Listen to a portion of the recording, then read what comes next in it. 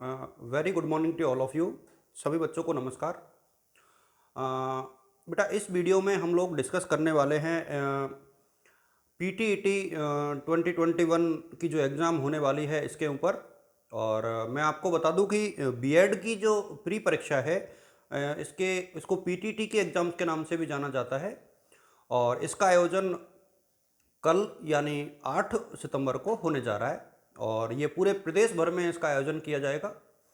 और BA BEd और BSc BEd भी इसके साथ होगा। यानी बीए वाले बच्चे यानी बीए बीएससी बीकॉम जो थर्ड ईयर के स्टूडेंट्स हैं वो, और इसके साथ जो इस साल जिन्होंने 12th पास किया है वो, ये स्टूडेंट्स जो है इसमें पार्टिसिपेट करेंगे। और इस पेपर के पैटर्न से रिलेटेड कुछ चीज़ें हैं जिन्हें मैं आप लोगों के साथ शेयर करूंगा, डिस्कस करूंगा। इसके साथ मैं आप लोगों के साथ शेयर करना चाहूँगा कि किस रणनीति के साथ आपको बैठना है और कंपटीशन कितना है, और इस कंपटीशन के दरमियान आप कैसे अपनी जो सफलता है उसे सुनिश्चित कर सकते हो। तो इन सब बातों के ऊपर हम आज चर्चा करेंगे और उम्मीद है कि इस चर्चा के बाद जो है ये बात निकल कर के सामने आएगी कि आप लोगों को जो है लगेगा कि निश्चित तौर पर आप इस एग्ज़ाम को क्रैक कर सकते हैं और अपने जो शिक्षक बनने का सपना है उसे आप लोग साकार कर सकते हैं। और मेरा अभी भी ये मानना है कि शिक्षक बनना इतना आसान नहीं रहा है, क्योंकि बहुत तो भारी कंपटीशन है अभी फ़िलहाल शिक्षक बनने के लिए भी। तो आप लोगों को अपनी जो मेहनत है वो 100% करनी है। तो कुछ चीज़ें हैं पीटीईटी 2021 से रिलेटेड, उन्हें मैं आप लोगों के साथ अभी शेयर करने वाला हूँ। नंबर 1, देखिए एक तो आपका पेपर जो है कल है यानी 8 को, और 11 से 2 बजे तक पेपर की टाइमिंग है। तो सबसे पहले तो आपको अपने सेंटर पर जो है 1 घंटे पहले पहुंचना है। सबसे पहली बात, आपको अपने सेंटर पर 1 घंटे पहले पहुंचना है। दूसरी बात, आपको अपने पास ब्लू या ब्लैक बॉल पेन रखना, जेल नहीं लेकर के जाना है। ब्लू या ब्लैक जो बॉल पेन है वो आपको अपने साथ ले जाना है। नंबर 3, आपको अपने पास कोई वैलिड फोटो आइडेंटिटी कार्ड, मेरा ये मानना है कि या तो आप आधार कार्ड ही लेकर के जाएं, ड्राइविंग लाइसेंस, पैन कार्ड, यानी जिसके ऊपर आपका फोटो अंकित हो उसे आप लेकर के जाओगे तो बेटर रहेगा। और मेरा ये मानना है कि सबसे जो वैलिड डॉक्यूमेंट्स है वो आधार कार्ड है। यदि आपके पास आधार कार्ड अवेलेबल है तो आप लोग आधार कार्ड के माध्यम से परीक्षा देने के लिए जाएं, तो कहीं भी आपको किसी भी प्रकार की समस्या का सामना नहीं करना पड़ेगा। तो एक तो आपको समय से सेंटर पर पहुंचना होगा, और इसके अतिरिक्त आपको समय से पहुंचने के अतिरिक्त आपको अपने साथ प्रवेश पत्र लेना होगा। इसके साथ आपको ब्लू या ब्लैक जो बॉल पेन है वो लेना होगा, और एक वैलिड जो आइडेंटिटी कार्ड है, फोटो आइडेंटिटी कार्ड है, वो आपको अपने साथ लेना होगा। तो ये कंडीशन आपको पूरी करनी होगी। इसके अतिरिक्त जो कंडीशन है उसे भी मैं आप लोगों के साथ जो है शेयर करना चाहूँगा। एक कंडीशन आपको ये भी कंप्लीट करनी है, मैं आपको बता दूं कि इन सब के अतिरिक्त आपको ये ध्यान रखना होगा कि किसी भी प्रकार से इस पेपर में चूंकि नेगेटिव मार्किंग नहीं होती है, तो एक स्ट्रेटेजी आप लोग पहले से सेट करके रखें कि आपको 3 घंटे के दरमियान कैसे कैसे इस पेपर को सॉल्व करना है। तो एक स्ट्रेटेजी आपको तैयार करनी होगी, और उस स्ट्रेटेजी के साथ यदि आप एग्जाम में अपियर होते हो तो मेरा ये मानना है कि इस जो प्रवेश परीक्षा है बीएड में, इसको आप लोग क्रैक कर सकते हो, क्योंकि नेगेटिव मार्किंग नहीं होती है। तो ये आपके लिए बेहद एक ऐसा पेपर है जहां यदि आप सतर्कता के साथ और बहुत पेशेंस के साथ पेपर सॉल्व करते हो तो आपके लिए ये काफ़ी लाभदायक हो सकता है। अब मैं आपसे शुरू करता हूं एक स्ट्रेटेजी जिसके माध्यम से कि हम इस एग्ज़ाम को क्रैक कर सकते हैं। बीच में मैं आपसे कहना चाहूँगा कि यदि आपको लग रहा है कि ये वीडियो आप लोगों के लिए यूज़फुल है तो please you can share it with your friends, because मुझे लगता है कि बहुत बड़ी संख्या में बच्चे जो हैं इस बीएड के एग्ज़ाम में अपियर हो रहे हैं और उनके लिए ये एक अवसर है। तो उनके लिए ये वीडियो है। तो आप लोगों को इस चीज़ का थोड़ा सा देखना होगा कि आप जो है इस एग्ज़ाम के मद्देनज़र इस स्ट्रेटेजी को फॉलो कर सकते हैं। ज़्यादा लंबा वीडियो नहीं है, सिर्फ 10 मिनट के आसपास का वीडियो मैं बनाऊंगा। इसके बाद मेरी भी ड्यूटी है।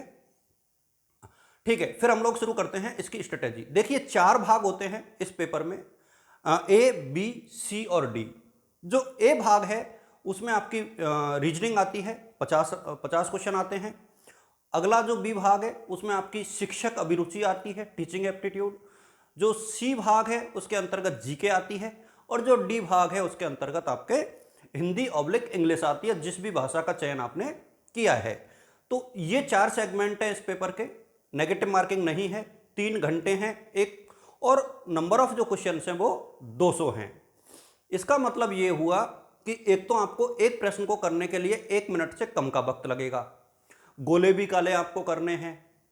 तो इस दौरान आपको ये ध्यान रखना होगा कि जो क्वेश्चंस आपको आते हैं उसमें बिना वक्त गवाए आपको फटाफट अपने आंसर्स देने हैं। नेगेटिव मार्किंग नहीं है। तो अब ये 2 दिन, सॉरी आज का ही दिन आपके पास है, तो आज के दिन यानी अगले 24 घंटे आपके लिए काफी यूजफुल हो सकते हैं, और इन 24 घंटों में पढ़ के भी आप इस एग्जाम को क्रैक कर सकते हो। यदि आप इन 24 घंटों में से 10-12 घंटे आप अच्छे से पढ़ लोगे तो मैं आपको विश्वास दिलाऊंगा कि आप निश्चित तौर पर इस एग्जाम को पास कर सकते हो। कैसे कर सकते हो मैं आपके साथ शेयर करना चाहूंगा। देखिए, सबसे पहले तो हिंदी वाले पोर्शन की मैं बात करना चाहूंगा, क्योंकि हिंदी वाले पोर्शन को आप लोग ज्यादातर जानते हैं, ऑप्ट भी उसी को करते हैं। तो हिंदी वाले पेपर में आपको जो 9वीं से 12वीं की एक छोटी सी किताब आती है ग्रामर की, उस ग्रामर को आप फटाफट रीड आउट कर दो, और सिर्फ मोटी मोटी चीजें, पर्यायवाची हैं, विलोम शब्द हैं, तद्भव तत्सव है, और जो समास हैं, एक प्रकार से वर्णमाला है, उनके बारे में आप बहुत संक्षेप में, बहुत आराम से पढ़ते जाएं, और 4-5 घंटे में उस बुक का रिवीजन मार दें।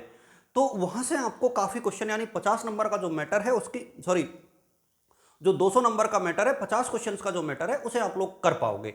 और इसमें आपको टाइम नहीं खर्च करना है, एग्जामिनेशन हॉल में भी आपको बहुत जल्दी से इन क्वेश्चंस के आंसर दे करके और आगे बढ़ जाना है।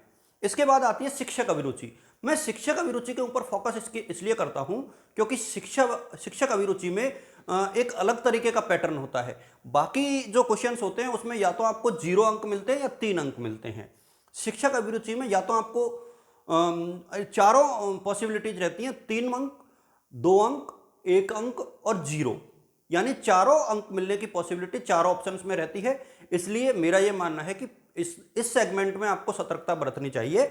शिक्षक अभिरुचि में जैसे कोई बच्चा आपकी क्लास में उपद्रव कर रहा है तो आप क्या करोगे, मैं बहुत सिंपल सा एग्जांपल दे रहा हूं। तो बीइंग ए टीचर, यानी होने वाले शिक्षक होने के नाते हमारी ये जिम्मेदारी बनती है कि हम बच्चे को मारे नहीं, पीटे नहीं। पहला काम हम उसका कारण जाने कि वो बच्चा क्यों शैतानी कर रहा है, और उसके बाद उसको समझाने का प्रयास करें, और तभी भी वो नहीं मानता है तो उसके पेरेंट्स तक इन्फॉर्म करें। यानी एक सीक्वेंस है, उस सीक्वेंस के माध्यम से आप सॉल्व करें, और जितना हो सके अपना एटीट्यूड पॉजिटिव रखें, किसी भी प्रकार से बच्चे को दंडित ना करें, क्योंकि दंड देना जो है किसी भी स्टूडेंट्स को वो अंतिम विकल्प होता है, जब तक कि कोई बहुत ऐसा अपराध वो नहीं करे जहां उसको दंड देना अनिवार्य हो जाए। तो मेरा ये मानना है कि स्टूडेंट्स को दंड देना एक अंतिम चरण में आना चाहिए। शुरू में हम लोग बच्चे को समझाना, उनको शिक्षित करना, और उनको मोटिवेट करना, अभिप्रेरित करना, ये सारी चीज़ें जो है आनी चाहिए। तो आप कोशिश करें इस सेगमेंट में कि आपको अधिकतर जो टॉपिक्स हैं उसमें 3 या 2 अंक मिले, कहीं भी आपको 1 और 0 नहीं मिले। तो और ये कब होगा, जब आप बहुत अच्छे तरीके से इससे डील कर पाओगे। और इससे डील कब कर पाओगे आप, जब आप अपना पेशेंस बना करके रखोगे, और उसके साथ ही आप लोग जो हैं बहुत कूल तरीके से अपनी OMR शीट के गोलों को भी काला करेंगे। एक चीज का आपको ध्यान रखना है, OMR शीट में अक्सर ये मिस्टेक होती है कि आपने क्वेश्चन जो है आपने 1 नंबर पढ़ा है और गोला 2 नंबर का काला कर दिया, या क्वेश्चन आपने 10 पढ़ा है, गोला आपने 11 नंबर का कर दिया या 9 नंबर का कर दिया। ऐसा नहीं, आप बिल्कुल 10-10 क्वेश्चन टिक कर ले कि हाँ ये 10 क्वेश्चन 1 2 3 4 5 6 है। हर स्टूडेंट की अलग स्ट्रेटेजी होती है, लेकिन ये मुझे लगता है कि बेटर स्ट्रेटेजी है। आप लोग गोलों को काला कर दें, 10 क्वेश्चन आपने टिक किए, उनमें से माना कि 7 के आंसर आपको पता है, 3 के नहीं पता है, तो पहले आप उन 7 जो क्वेश्चन है ना उनके गोलों को काले कर दें फटाफट, और देख देख करके ये ध्यान रखें कि कौन, क्योंकि एक तो पेन से हम लोग भर रहे हैं तो दोबारा उसमें करेक्शन की संभावना नहीं है, तो इसलिए आपको थोड़ा सा ध्यान रखना पड़ेगा। अब जो 2 सेगमेंट हैं जीके और मैथ रीजनिंग, सॉरी रीजनिंग ज्यादा आती है इसमें, मैथमेटिक्स नहीं आती है। तो जो रीजनिंग वाला पोर्शन है उसमें आपको ये लगेगा कि 20-25 क्वेश्चन बहुत सीधे आते हैं, बहुत सरल आते हैं। कोडिंग, डिकोडिंग, रिलेशन, छाया वाले, दर्पण वाले, मिरर वाले, पानी की इमेज वाले, बहुत सिंपल सिंपल से क्वेश्चन होते हैं, दिशाओं वाले। तो ये जो सीधे सीधे क्वेश्चन होते हैं, इन क्वेश्चंस को आप पहले अटेम्प्ट करें। जो मुश्किल सवाल आपको लगते हैं, पढ़ने में भी मुश्किल लगते हैं, उनको आप बाद में अटेम्प्ट करें। टाइम बचने पर उनकी तरफ मूव करें, किसी भी क्वेश्चन को छोड़े नहीं, क्योंकि नेगेटिव मार्किंग नहीं होती है। इसलिए आपको पूरे 200 के 200 क्वेश्चन ही करने हैं, आपको कोई क्वेश्चन छोड़ना नहीं है। इवन इन द जीके में भी आपको सारे क्वेश्चन करने हैं, क्योंकि ये this one is the part of strategy. ये आपकी स्ट्रेटेजी का हिस्सा होना चाहिए कि आपको क्वेश्चन छोड़ने नहीं है, आपको अटेम्प्ट पूरा पेपर करना है। बिकॉज इस पेपर में नेगेटिव मार्किंग नहीं होती है, और जब नेगेटिव मार्किंग नहीं होती है तो आप लोग तय मान के चले कि आपको उसी रणनीति के तहत आपको अपनी स्ट्रेटेजी प्रिपेयर करनी है। आई थिंक ये बात आपके समझ में आ गई होगी मैं क्या कहना चाह रहा हूं, और क्यों मैं इस चर्चा को आप लोगों के साथ करना चाह रहा हूं। पीटीटी के रिगार्डिंग मैंने कल भी कहा था कि हम लोग चर्चा करेंगे, और इस वीडियो को मैं इतना ही संक्षिप्त रखना चाहूँगा। आप लोग अपने साथियों के साथ शेयर जरूर करें। आप अपनी जो मैंने शुरू में बातें बताई थी उनका ध्यान रखें। इसके बाद पेपर की स्ट्रेटेजी को भी आप लोग पढ़ें। परीक्षा देने के साथ साथ ये बेहद ज़रूरी है कि आप लोग जो हैं अपने दिमाग को कूल रखें, बिल्कुल ठंडे दिमाग से आप लोग एग्जाम दें। सफलता निश्चित तौर पर आपके दामन को चूमेगी और आपके पास आएगी, खुद आगे चल करके आएगी। क्योंकि जो मेहनत करते हैं वो कभी एक प्रकार से असफल नहीं होते हैं। यदि आपकी मेहनत में ईमानदारी है तो आपका परिणाम भी सकारात्मक आएगा। थैंक यू सो मच बच्चों।